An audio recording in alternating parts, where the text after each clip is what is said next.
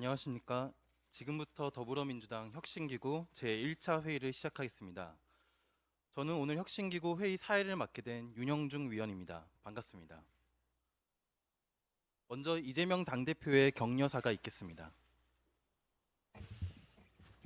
네, 우리 김은경 위원장님을 포함해서 우리 당 혁신에 기여해 주실 우리 위원 여러분들 매우 감사드리고 환영합니다.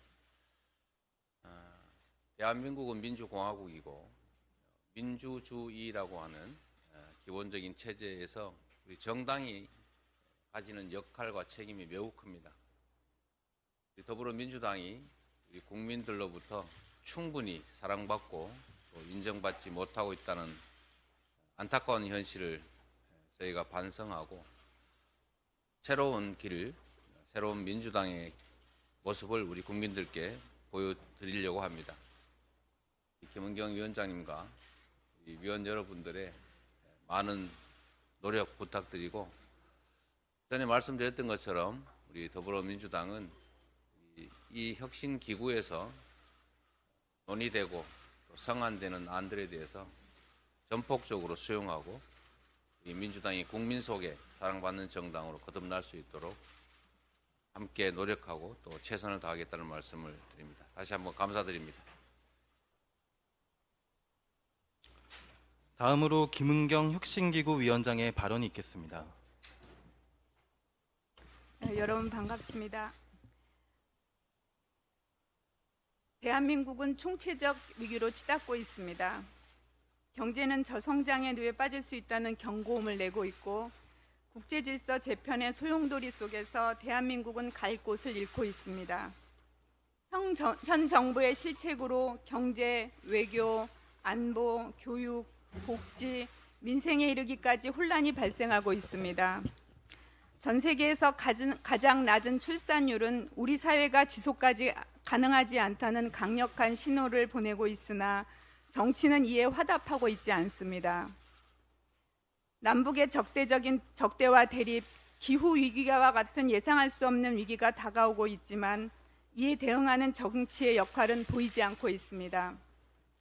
정부와 여당이 제대로 대처하지 못하는데도 야당을 대안으로 생각하는 국민은 많지 않습니다. 더불어민주당이 국민의 신뢰를 얻지 못하고 있기 때문입니다. 변화와 반성은 없고 기득권과 내로남불의 상징으로 비춰지고 있습니다. 변화하지 않는 정치에 대한 불신과 불안은 가중되고 정치 혐오가 퍼지고 있습니다. 그러나 대한민국의 미래를 포기할 수는 없습니다. 이제 정치는 미래를 제시할 수 있어야 합니다. 저는 정치가 계속 이 지경이면 우리 사회가 한두 세대 뒤엔 소멸할 것이라는 위기의식을 가지고 있습니다. 이러다가 다 죽겠구나 하는 마음을 가졌습니다. 정부와 여당이 이토록 무능한데도 국민들은 민주당을 대안으로 생각하지 않습니다. 정치를 바로 세우려면 민주당부터 개혁해야 한다는 절박한 심정에서 고난의 길인 더불어민주당 혁신위원장직을 수락했습니다. 더불어민주당은 전면적인 개혁이 필요합니다. 기득권 정치의 표상이 아니라 국민의 미래에 희망을 제시하는 대안과 비전의 정당이 되어야 합니다. 혁신위원회는 국소수술이 아니라 전면적 혁신을 해나가겠습니다. 더불어민주당의 문제점을 진단하고 근본을 바꾸는 대전환의 시동을 걸겠습니다. 더불어민주당은 전당대회 돈봉투 사건, 국회의원 코인 투자의 사건으로 국민들의 신뢰를 잃었습니다. 가죽을 벗기고 뼈를 깎는 노력을 통해 윤리정당으로 거듭나게 하겠습니다. 혁신위원회는 윤리회복 방안을 실현하는 구체적 계획을 제안하여 더불어민주당이 신뢰정당이 되도록 하겠습니다. 기득권을 타파한 민주정당, 개혁정당의 모습을 찾도록 하겠습니다. 정당이 민의의 대변자로 거듭나는 방안을 찾겠습니다. 내년 국회의원 선거를 앞두고 정당 공천을 둘러싼 갈등과 대립은 국민들에게 정치 혐오를 일으킵니다. 더불어민주당은 정당 공천 과정에서 현역 국회의원으로 대표되는 기득권 체계를 혁파하고 참신하고 유능한 인재를 등용하는 공정하고 투명한 시스템을 구축해야 합니다. 그래서 유능한 민주당, 스마트한 국회를 만들어야 합니다. 아울러 내년부터 유권자가 되고 피선거권을 갖는 만 18세 청년들을 포함한 모든 청년들, 여성, 노인, 장애인 등 이 땅의 모든 소수자와 사회적, 경제적 약자들을 다양하고 평등하게 선거와 정치에 참여할 수 있는 제도가 만들어져야 합니다. 혁신위원회는 윤리회복을 넘어 정치회복을까지 제안하고자 합니다. 정치가 국민의 삶을 개선하고 우리 사회가 직면한 문제를 국민들이 고통받기 전에 앞서서 해결할 수 있도록 효용감 있는 정치 제도를 만들겠습니다. 반대편 정치 세력을 지지하는 국민들까지도 감싸 안는 포용과 확장의 정당, 당원을 존중하고 민의를 충실히 반영하는 정당이 되어야 합니다. 더불어민주당은 제1야당으로 책임있게 대한민국의 희망과 비전을 제시하는 일을 더 이상 늦게 할 수는 없습니다. 우리 혁신위원회가 때로는 국회와 정당을 향해 회초리를 들고 때로는 함께 머리를 맞대고 기필코 대안을 마련하겠습니다. 저는 정치권에 빚이 없는 사람입니다. 당연히 친명도, 비명도, 친문도, 비문도 아닙니다. 계파의 이익, 일부 강성 당원의 요구, 기득권 세력으로부터 전락한 현역 국회의원들의 이해에 대해서 한치의 관심도 없습니다. 저는 오늘부터 시작하는 더불어민주당 혁신위원장의 길을 일평생 걸어온 금융 소비자 보호의 길과 다르지 않다라고 생각을 합니다. 저는 법학자로서 금융 소비자 보호 당국의 수장으로서 거대한 금융 자본주의에 맞서서 결연히 싸워왔습니다. 때로는 정연한 논리로 싸웠고 때로는 여성으로서 때로는 엄마로서 따스한 마음으로 설득하여 타협을 이끌어냈습니다. 지금까지 금융 소비자의 권리를 위해서 싸워온 것처럼 정당 혁신과 국회 혁신을 위해서 싸우겠습니다. 대한민국 정치가 헌법 제10조에서 말하는 모든 국민들의 존엄성과 가치를 지키고 국민을 행복하게 하는 정치가 되도록 하겠습니다. 마지막으로 한 가지 저는 책임있는 정당 더불어민주당 혁신기구의 수장으로 엄중히 경고합니다. 이 시간 이후로 당내 분열과 혐오를 조장하고 혁신의 동력을 저해하는 모든 시도와 언행에 대해서는 일체 관용을 베풀지 않을 것입니다. 감사합니다. 네, 다음은 혁신기구 위원님들을 소개하는 순서입니다. 첫 회의니만큼 김은경 위원장님이 직접 소개해 주시겠습니다. 여러분이 매우 혁신기구의 위원들을 모시는데 그 일면을 굉장히 궁금해하셨으리라고 생각을 합니다.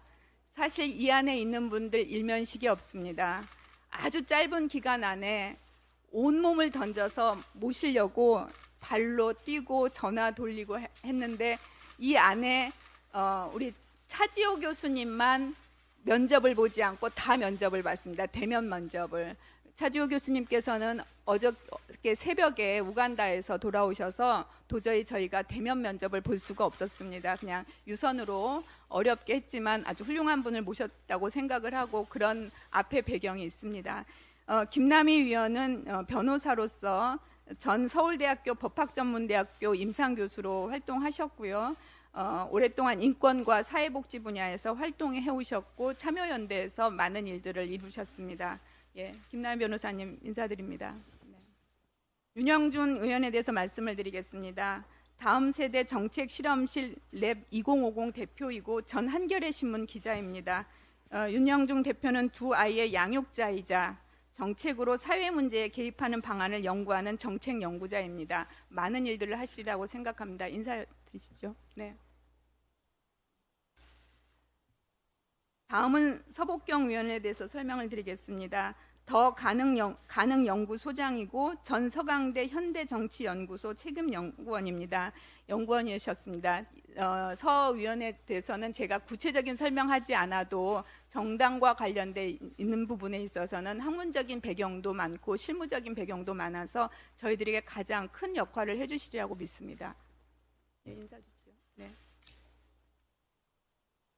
지금 이 자리에 하지 않은 이진국 위원은 아주대 로스쿨 교수로서 전 형사법학회 회장이시긴데 오늘 유감스럽게도 그 논문 종심이 있는데 교수님이 학생하고 단독으로 하는 것이 아니고 다른 교수님들하고 한 경우이기 때문에 빠져나올 수 없으셔서 오늘은 불참하셨습니다만, 이진국 교수는 형사법 이론과 형사사법제도를 연구하는 학자이고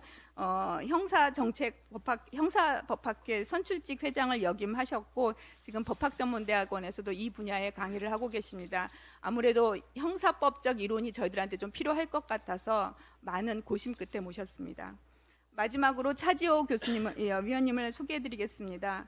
카이스트 몬술미래 전략대학원 교수이시고 전 맨체스터대 인도주의 및 평화학 교수이고 의사 출신이십니다. 위기관리 대응 능력과 관련된 일들을 하시고 해외에 다니시면서 여러 가지 위기관리를 하고 계십니다. 예, 차지호 교수님 소개해드리겠습니다. 내부위원으로는 이해식 국회의원과 이선호 울산시 당위원장이신데요. 제가 오늘 자료를 오늘 아침에 받았습니다. 그래서 그분들에 대해서는 제가 가볍게 간단히 소개를 올리도록 하겠습니다. 우선 이해식 국회의원께서는 더불어민주당 제21대 국회의원이셨고 제16대, 17대, 18대 서울 강동구청장을 지내셨는데 최연소 구청장이셨으니까 아주 남다른 부분이 있으신 것 같습니다. 인사 주십시오. 네. 다음으로는 이선호 위원이십니다. 현재 울산광역시당 위원장이시고요. 2003년 개혁 국민정당 울산시 집행위원으로서 정치에 입문하셨고 2010년 국민참여당 울산시당위원장을 역임하셨습니다. 그래서 현재 우리 당의 울산광역시당 위원장으로 활동하고 계십니다. 저희가 지금 현재 완성된 위원회는 아닙니다. 1차로 이렇게 모시고 필요에 따라서 유연하게 더 모실 생각이고 현재로서는 이선호 위원께서 저보다 연장자십니다. 제가 1965년생이니까 60살이 채 못 됐고 굉장히 전체적으로 젊은 분들을 모셨습니다. 약간 의도한 바도 있고요. 실제로 저희가 당에 요청드린 부분 중에 한 가지가 청년의 여성분으로 좀 젊은 분으로 좀 보내주십시오 했는데 뭐 누구를 지칭하는 것은 아니고 근데 그 부분은 아직은 조금 미정 상태로 낮아 있는 상태입니다. 그리고 저희도 좀 더 모실 계획이 있습니다. 그래서 현재로는 1차로 모셔서 일을 시작한다는 말씀을 먼저 드립니다. 네, 김은경 위원장님 감사합니다. 다시 한번 위원장님과 위원 여러분께 격려의 박수 부탁드립니다.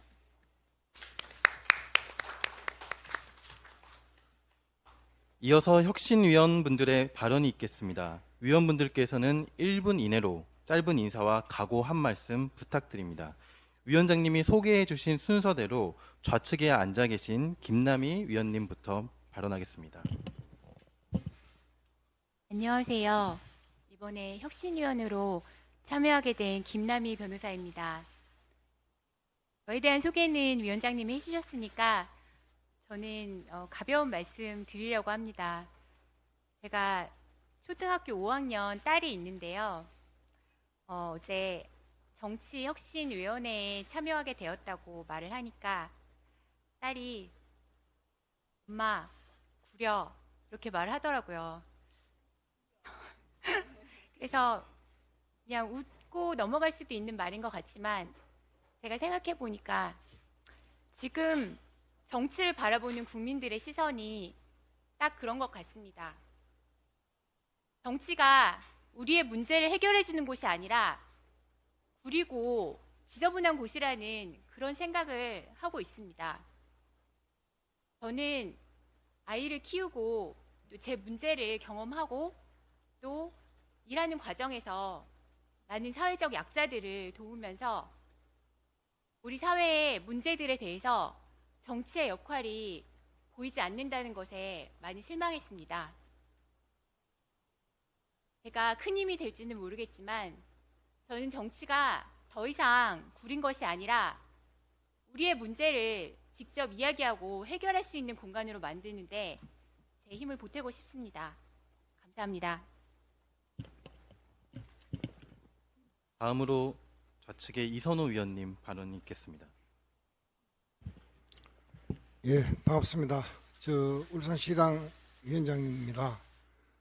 저는 원외로서 그리고 지난번에 단체장을 해본 경험으로서 영남의 목소리 그리고 원외의 목소리를 담는 역할을 하겠습니다. 제대로 된 민주당의 개혁에 앞장서는 역할을 하겠습니다. 이상입니다.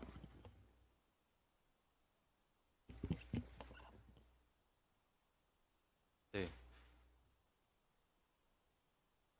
지금 제 소개는 저는 윤영중이라고 합니다. 네, 제 소개는 위원장님께서 해주셨으니 저도 각오한 말씀만 드리도록 하겠습니다. 저는 민주당의 혁신만을 위해서 이 혁신위에 참여한 것이 아닙니다. 정치를 혁신하고 싶어서 이 자리에 나왔습니다. 저는 2035년이 굉장히 두렵습니다.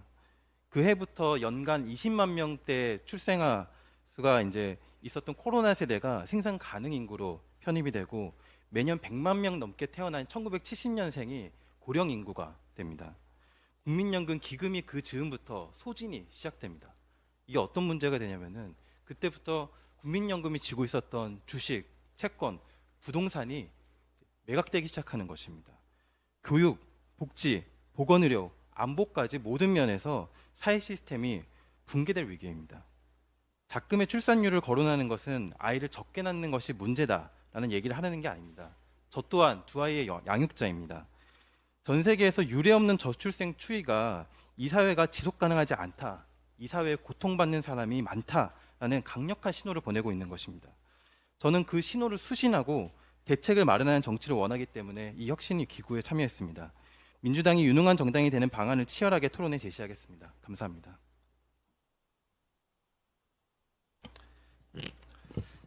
예. 사실 지금은 그런 시대인 것 같습니다. 정치의 능력에 따라서 각 나라와 국민들의 운명이 갈리는 시간입니다.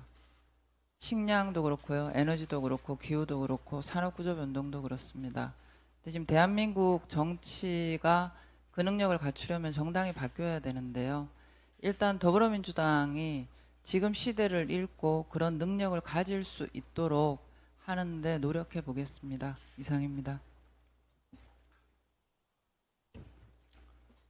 네, 카이스트 차지호라고 합니다.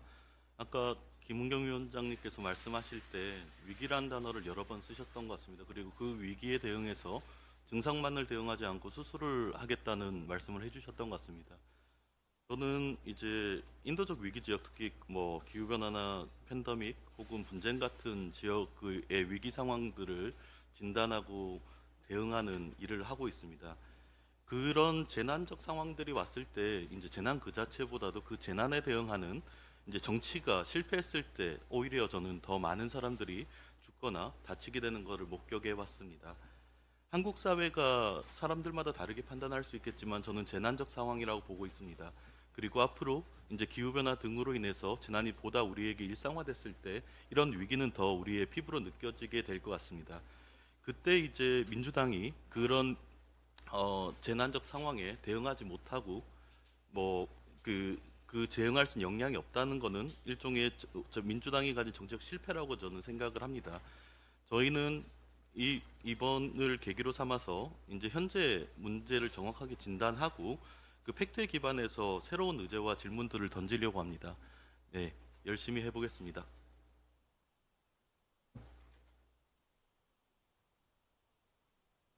네, 이해식 위원입니다.